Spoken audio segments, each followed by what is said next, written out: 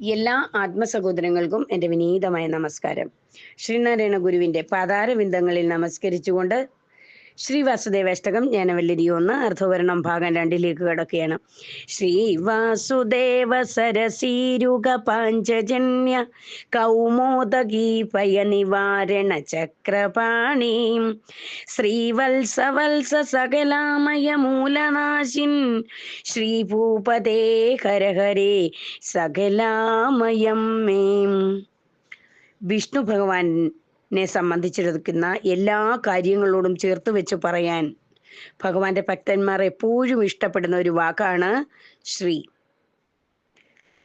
ഭഗവാന്റെ ഭാര്യയായ ലക്ഷ്മി ദേവിയുടെ ഒരു പര്യായം മാത്രമല്ല ശ്രീ.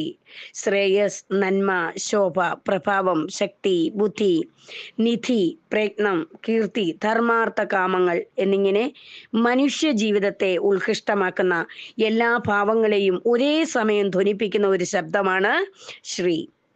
ഈ പറഞ്ഞ എല്ലാ ഉത്കൃഷ്ട ഗുണങ്ങളും ഭഗവാന്റെ സ്വാഭാവികമാണ്. എല്ലായിടത്തും നിറഞ്ഞിരിക്കുന്നവൻ എന്നാണല്ലോ വിഷ്ണു എന്ന പദം കൊണ്ട് നാം അർത്ഥമാക്കുന്നത്. ആ വിഷ്ണു രഹസ്യം മനസ്സിലാക്കുമ്പോൾ അവരവരിൽ നിറഞ്ഞിരിക്കുന്നതും വിഷ്ണുവാണെന്ന് കാണാൻ സാധിക്കും. അങ്ങനെ സ്വയം കാണുന്നവന് വിഷ്ണുവായിട്ടേ പിന്നെ ജീവിക്കാനാവൂ. അങ്ങനെയുള്ളവന്റെ ജീവിതത്തിൽ നിറഞ്ഞു നിൽക്കുന്നതായി കാണാവുന്ന ഉത്കൃഷ്ട ഗുണങ്ങളാണെന്ന് നാം നേരത്തെ മുകളിൽ പറഞ്ഞവ. ഭഗവാൻ വാസുദേവനാണ്. വാസുദേവന്റെ പുത്രൻ എന്നർത്ഥം. വസുകൊണ്ട്, അതായത് ധനം കൊണ്ട് ശോഭിക്കുന്നവനാണല്ലോ വസുദേവൻ. ശ്രീകൃഷ്ണനായി അവതാരമെടുത്തപ്പോൾ ഭഗവാന്റെ പിതാവായ വാസുദേവൻ വലിയ ഒരു ധനികനായിരുന്നു എന്നാണ് കഥ. വസുദേവൻ ധനികനായിരുന്നത് പണ്ടത്തെ കഥ.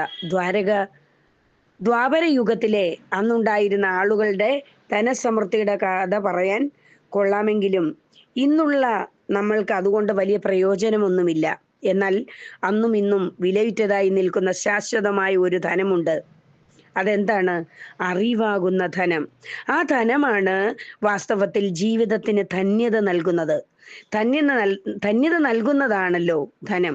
ആ ധനം നമ്മളിലേക്ക് പകർന്നു വന്നത് വസുദേവപുത്രനായി പിറവിയെടുത്ത ഭഗവാനിൽ കൂടിയാണ്. അങ്ങനെയാണ് വസുദേവൻ എന്ന പേര് നമ്മളെ സംബന്ധിച്ചിടത്തോളം അന്വർത്ഥമായിരിക്കുന്നത്. ആ ധനം ലഭിച്ചവൻ, ആ അറിവ് ലഭിച്ചവൻ, ഭഗവത്ഗീതയിൽ പറയുന്ന മാതിരി വസുദേവ സർവമിതി, സർവവും വസുദേവനാണ് എന്നറിഞ്ഞ് ജീവിതത്തെ ധന്യമാക്കും. 4 കൈകളിൽ താമരപ്പൂവ്, ശംഖ്, കൗമോദകി എന്ന ഗദ, ചക്രം എന്നിവ ധരിച്ചിരിക്കുന്നു. ഇത് പ്രസിദ്ധമാണ്. സംശുദ്ധിയുടെയും സൗന്ദര്യത്തിൻ്റെയും പ്രതീകമാണ് താമര. അങ്ങനെയുള്ള താമര കയ്യിൽ പിടിച്ചിരിക്കുന്നത് കാണുമ്പോൾ നമ്മൾക്ക് അതൊരു ആഹ്വാനമായാണ് തോന്നുന്നത്. ആവേശവും ഉൾക്കരുത്തും നൽകുന്ന ഒരാഹ്വാനം. ജീവിതത്തെ താമരപ്പൂ പോലെ നിർമ്മലവും സുന്ദരവുമാക്കാനുള്ള ആഹ്വാനം. താമരപ്പൂവ് സംശുദ്ധിയുടെ പ്രതീകമാണെങ്കിലും അത് മുളച്ചു വരുന്നത് എവിടെ നിന്നാണ്? ചെളിക്കുണ്ടിൽ നിന്നാണ്. നമ്മളുടെ ജീവിതത്തിൽ നന്മയും സംശുദ്ധിയും നാമ്പിടേണ്ടത് ഒരു ചെളിക്കുണ്ടിൽ നിന്ന് വേണം. പഴകിയ വാസനകളുടെ ചെളിക്കുണ്ടിൽ നിന്ന് തലമുറയായി അഥവാ ജന്മാന്തരങ്ങളായി ആർജിച്ചിട്ടുള്ള എന്തെല്ലാം വാസനകൾ നമ്മുടെ അന്തരംഗത്തിൽ, അതായത് അടിത്തട്ടിൽ നമ്മൾ അറിയാതെ അടിഞ്ഞു കിടക്കുന്നുണ്ട് എന്ന് നമ്മൾക്ക് തന്നെ അറിയില്ല. ഭഗവാനെ പോലും അറിയാമോ എന്ന് അറിഞ്ഞുകൂടാ. അങ്ങനെയുള്ള ഒരു അവ്യക്തതയിൽ നിന്ന് നാം പെടുന്ന ജീവിതത്തിന് വേണം ലക്ഷ്യബോധം കൊണ്ടും മനക്കരുത്തുകൊണ്ടുമൊക്കെ താമരപ്പൂ പോലെ സംശുദ്ധമായ ഒരു ഭാവം നൽകേണ്ടത്. ഇതൊക്കെ നമ്മളെ ഓർമ്മിപ്പിക്കുന്നതാണ് ഭഗവാന്റെ കയ്യിലിരിക്കുന്ന താമരപ്പൂ. ഭഗവാനെ അങ്ങയുടെ കയ്യിൽ എപ്പോഴും ഒഴിയാതെ ഇരിക്കുന്നതാണ് പാഞ്ചജന്യം എന്ന ശംഖ്. അത് കിട്ടിയ കഥ നമ്മൾക്കറിയാം. ഭഗവാനും ബലരാമനും കൂടി സന്ദീപനി മുനിയുടെ ആശ്രമത്തിൽ വിദ്യാഭ്യാസം ചെയ്യുന്ന കാലം. വിദ്യാഭ്യാസം പൂർത്തിയായി പിരിയാറാവുന്ന ഘട്ടത്തിൽ ഒരിക്കൽ മുനിയുടെ പുത്രൻ പ്രഭാസ തീർത്ഥത്തിൽ കുളിക്കാൻ പോയി. പഞ്ചജൻ എന്ന അസുരൻ വന്ന് കുട്ടിയെ അപഹരിച്ചു കൊണ്ടുപോയി. പഞ്ചജന്റെ വാസം ഒരു ശംഖിനുള്ളിലായിരുന്നു. അവിടെയാണ് കുട്ടിയെ അയാൾ ഒളിപ്പിച്ചിരുന്നത്. കുട്ടിയെ ഏതു വിധേനയും തിരികെ കൊണ്ടുവന്ന് കൊടുക്കണമെന്ന് ഗുരുദക്ഷിണയായിട്ട് മുനി ആവശ്യപ്പെട്ടത്. അതനുസരിച്ച് രണ്ടുപേരും സമുദ്രതീരത്ത് ചെന്ന് വരുണദേവനെ വെല്ലുവിളിച്ചു. അങ്ങനെ ഇറങ്ങി വന്ന വരുണദേവനാണ് വിവരം തന്നത് കുട്ടിയെ അപഹരിച്ചത് പഞ്ചജനാണെന്ന്. രണ്ടുപേരും ചേർന്ന് പഞ്ചജനെ വധിച്ച് കുട്ടിയെ വീണ്ടെടുത്തു. പഞ്ചജന്റെ വസതിയായ ശംഖ് അന്ന് മുതൽ ഭഗവാൻ സ്വന്തമാക്കി ഉപയോഗിച്ചു തുടങ്ങി. പഞ്ചജന്റെ ശംഖായതുകൊണ്ട് പാഞ്ചജന്യം എന്ന പേരും അതിന് കിട്ടി.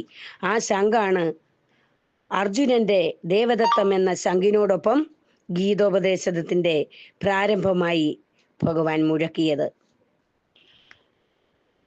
വസുദേവാഷ്ടകം അർത്ഥവിവരണം 2ാം ഭാഗം ഇന്നിവിടെ സമാപിക്കുകയാണ്.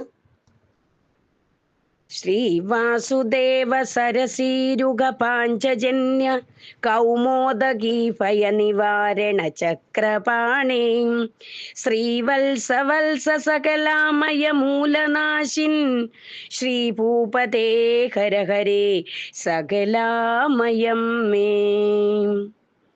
ശ്രീ വാസുദേവാഷ്ടകം ജ്ഞാനവല്ലരി 1 അർത്ഥവിവരണം 2ാം ഭാഗം ഇന്നിവിടെ സമാപിക്കുകയാണ്. എല്ലാവർക്കും ഹൃദയം നിറഞ്ഞ നന്ദി. നമസ്കാരം.